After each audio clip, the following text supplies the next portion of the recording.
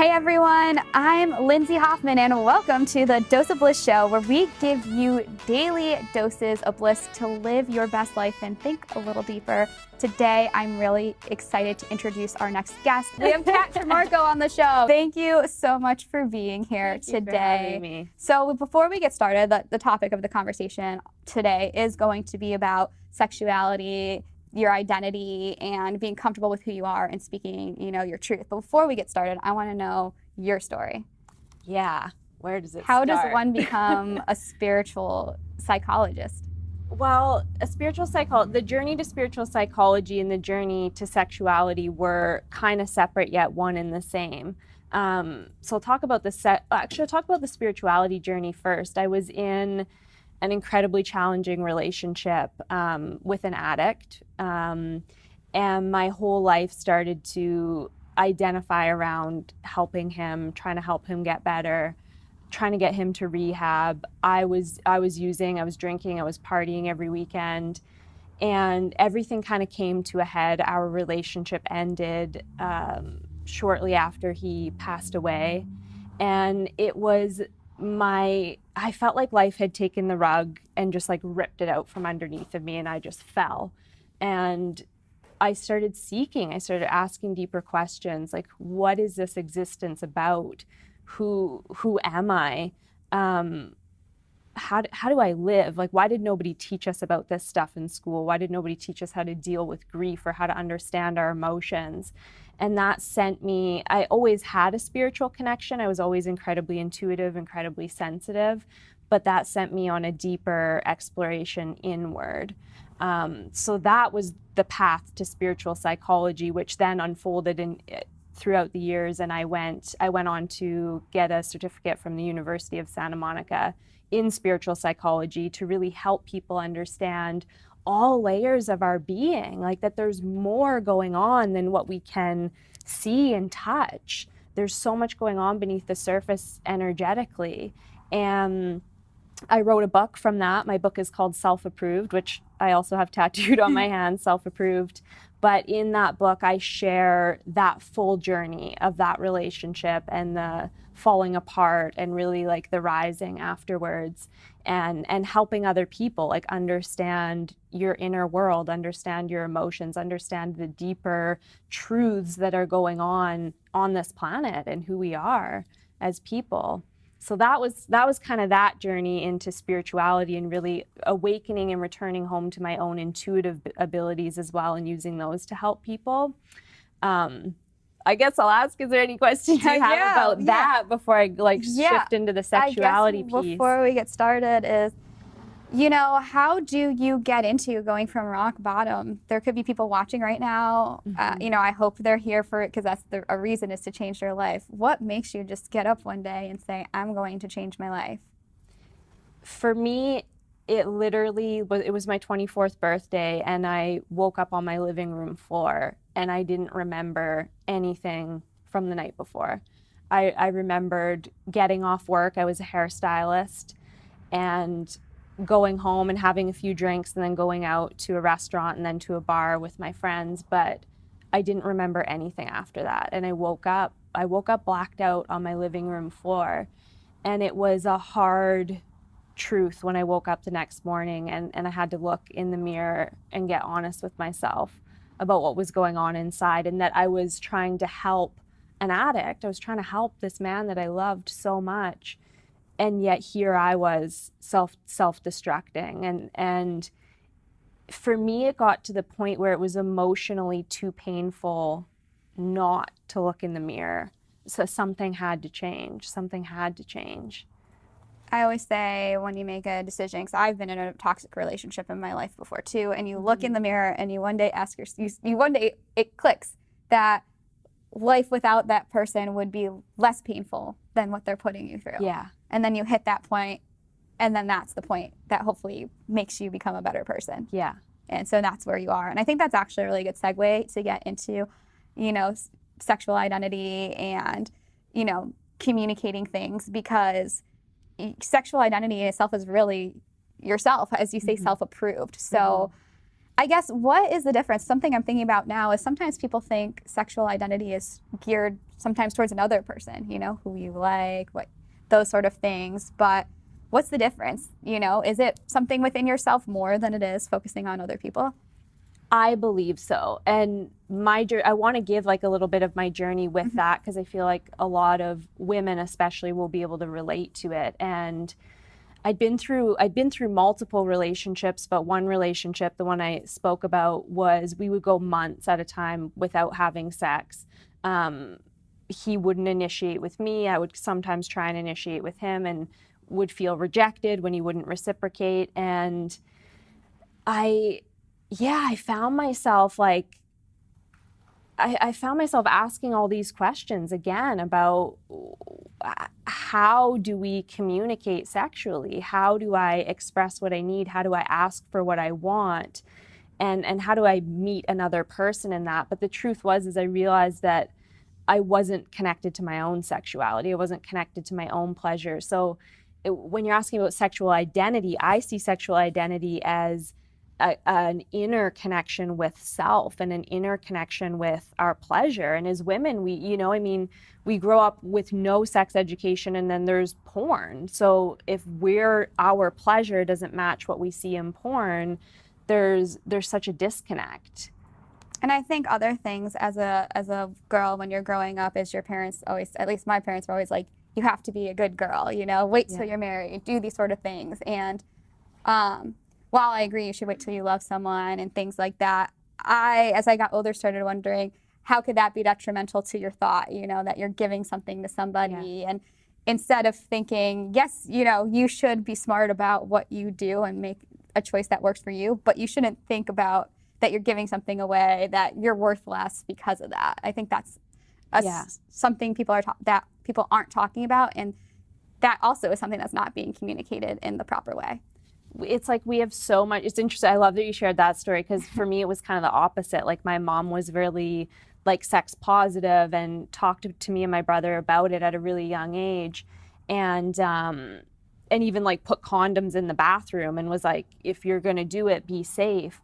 And so I was pretty promiscuous from the time I was like 13. I loved boys. I loved like engaging sexually, and I had all kinds of judgment and shame towards myself for that. Like, oh, I'm wrong for following these desires. I'm wrong for having these natural desires and then following them. And it's like that follows us into our adult life. That follows us into our relationships and into the bedroom. And I always say, like, it's so crazy that we're not supposed to talk about sex. It's so taboo. There's all these judgments about it. But then we get into partnership or we get into the bedroom and we're magically supposed to know how to communicate, to know our bodies, how to direct someone around our body. And it's crazy. It's impossible. Like, where do we go for this education? So that's a lot of the work I do now with women specifically, is giving them that education and releasing the shame, releasing the judgment, so that they can access their true pleasure and express that and experience that with themselves and with another. So what are some of your tips for women and for men? Because obviously everybody's watching this. Yeah. Be more specific tips in terms how of to communicate with someone maybe that you're dating, you know, about your needs, because I do hear from a lot of people that they don't want, in really all areas, and it's not even, it's interesting how it stems from sexuality, but other things that people aren't willing to tell people about how they feel. And then it just turns into this whole thing where then you lose intimacy because you're not close emotionally, you're not close sexually, you just can't connect in any way. So what are your tips to the first is knowing yourself, like knowing your own body, knowing your own pleasure, knowing like even your own genitals, like literally knowing your body and being comfortable with your body, having a loving relationship with your body, because we can't communicate to someone else what we're not in touch with within ourselves. And then the second one would be really doing the inner work, like the inner emotional work around that, to dismantle those, right? Like those stories that you had, the stories that I had around what it means to be a sexual woman or man. I mean, I speak from a woman's perspective, but it can go either way. Yeah, and it's funny because you know, I was the opposite of you, but in my mind, you know, it still carries with me. I'll still go to people like, I'm the good girl, like thinking these things, and I'm almost 30 years old, and I'm still thinking, and it, you know, as I get older, I'm thinking, I like the way I've lived my life, and I think, you know, it's caused me to be a good person. I'm happy with the choices I've made, but if I were to go forward with my children, I would be different with the way I said it. I would maybe tell them to wait till they were married, but I would let them know why, and not to think that it's bad about anything negative about themselves or anything's bad, that if they're going to make a choice, just make sure they're ready for it and they're educated about it, and they need to feel like, the whole moral is you need to feel good with yourself. And I think people aren't communicating that correctly from either perspective. Yeah, totally. If someone's choosing to wait, or if someone's choosing, because there's the opposite end of the spectrum too, right? It's like, I've been with partners who were really kinky and into some really like taboo sexual desires. And it's like, there's nothing wrong with either end of the spectrum, and there's nothing wrong with anything in between. It's so much about self-acceptance and knowing self, and releasing judgments around that and being in alignment with your own sexual choices, for sure. So I also want to talk about sexual identity because I was thinking about something a friend of mine put on Facebook the other day that I was kind of telling you about. And, you know, this person is gay, and he talked about how people are mean to him, will come up to him on the street and even hit him and different things, and he feels like he constantly has to say who he is. So my question for you is, do you think people are angry at people for expressing their sexuality because they can't themselves? This might be a controversial viewpoint, but I think no. I think that we, on an energetic level, attract what's going on inside of us. So if we're harboring shame and judgment towards our own sexuality, or any part of ourselves, really, we're going to attract that in other people. So we're going to attract people, situations, events that mirror what's happening in our own consciousness. And that's where really the spiritual psychology aspect comes in. So in that way, we can use what's showing up in our life to reconstruct our own consciousness and our own inner world so that our outer world reflects that. So that's kind of what I see as like the shift that needs to happen globally in the world, is that we don't point the finger at other people, even if somebody's coming at us, and look at what's happening in me that's attracting this, and how can I clear it energetically? How can I do my own inner work to come to acceptance? And then that's the way other people treat us. And myself, it was never like a public shaming, but I would have partners shame me for my sexuality over and over again, criticism. And now I have the opposite, but it was like men deeply adorn me and cherish me sexually, but I had to do my own inner work to get there. So I really truly believe that people are just reflecting what's happening inside of us. Yeah, I guess that's true. It's kind of like a circle. You know, you might feel a little bit of something because of what you dealt with growing up, whatever it is that you were told or you felt in society. Then you're trying to work through that, but then other people who might feel that way too are mirroring how they feel about something and bombarding you with that. It's almost like a vicious cycle that you're trying to be yourself and you feel like you can't, and it just keeps going and going. So what did you do to stop that?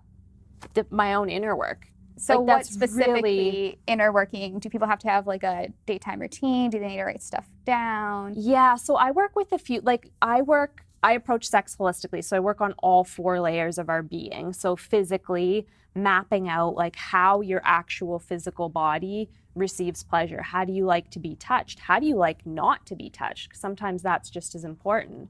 Actually, it's always just as important. Emotionally, like what's going on emotionally, what's going on in terms of like past traumas or pains, or past emotional experiences sexually that are still kind of lodged cellularly in the body. And then next would be the mental aspect, which is looking at beliefs, right? Like beliefs around I have to be a good girl, or if I ask for what I want, that's making my partner feel wrong or feel bad in some way. So looking at those aspects, like what are your current beliefs about sex and yourself as a sexual being? and dismantling those and creating new ones. And then looking on the spiritual level, which I actually look at as that piece we were just talking about, is energetically what's happening, because you're attracting something to you, whether it's in a partner or a situation that is reflective of our own consciousness.